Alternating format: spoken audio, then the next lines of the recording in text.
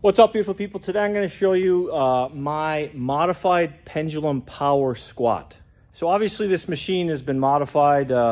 Rogers makes the Pendulum Power Squat Pro, but I always had a particular liking and attachment to the older model. A lot of people don't like it, but I personally always loved it. So I didn't feel a need to get the Pendulum Power Squat Pro. So I just made this one simple modification that gives me all the benefits and even better. I can see, so what I did, what the main modification was I welded a weight horn on the top and back of the weight movement arm.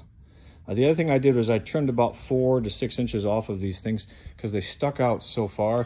They were ridiculously long. You're gonna see that allows me to manipulate the strength curve similar to the Pendulum Power Squat Pro. This is a more direct resistance as opposed to the Pendulum Power Squat Pro, which is on a different arm.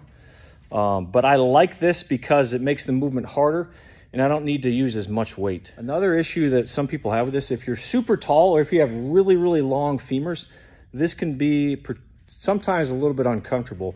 So I'm going to show you the way I like to use it that you can actually try if you have really, really long femurs that makes it feel amazing.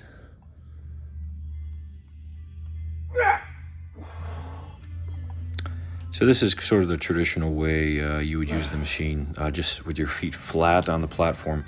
I always kind of shove my hips a little further back and make this a glute dominant movement because it's really a glute dominant movement. But depending on how long your femurs are, kind of shoving your hips all the way back is actually really helpful with this. I've always found it much more effective than trying to just be totally upright. The other thing is with this particular machine, I don't necessarily worry about going all the way down my freaking feet with my rear end to the ground like some people obsess about with squats because the machine doesn't really allow that range of motion necessarily unless you're super short. And it's just not worth the lower back risk injury of doing it. All right, so this is a couple different variations. So this is with my feet and toes up on a wedge. It's a decent sized steep wedge. This feels phenomenal. This does give me a little more quad recruitment, but I find I can actually comfortably get slightly lower in the squat with this machine than I could without the wedge.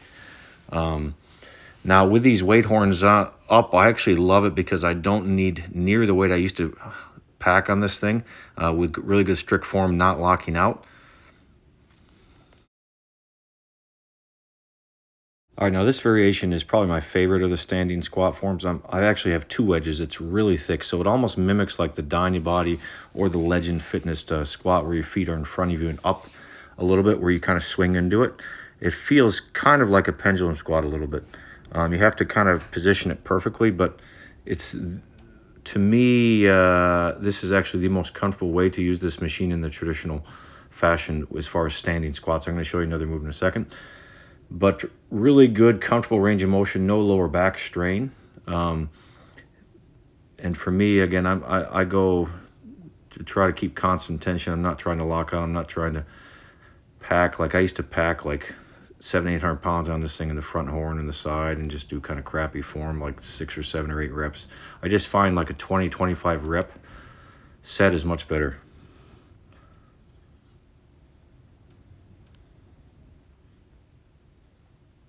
All right, so this is probably my favorite movement on the machine. It's probably my favorite way to do just Bulgarian split squats. My toes are up on that same wedge, and I'm using this Fortis Fitness glute bridge bench. It works perfectly. If you have like a pad or something that actually moves and rotates like this, it feels much more comfortable to do split squats than like a fixed pad.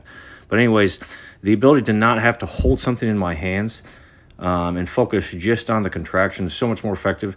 Again, I still do split squats with dumbbells, but not having to hold something in my hand really allows me to truly focus on the movement and the muscles I'm trying to work here. But this is just an absolute killer, especially after I've done 4 or 5 other movements. I'm kind of doing this at the end of my leg workout here, just pumping out a bunch of reps. So really cool piece. Tell me what you guys think. I've got a ton more modifications and things in the works. So you're going to want to like, comment, and subscribe below.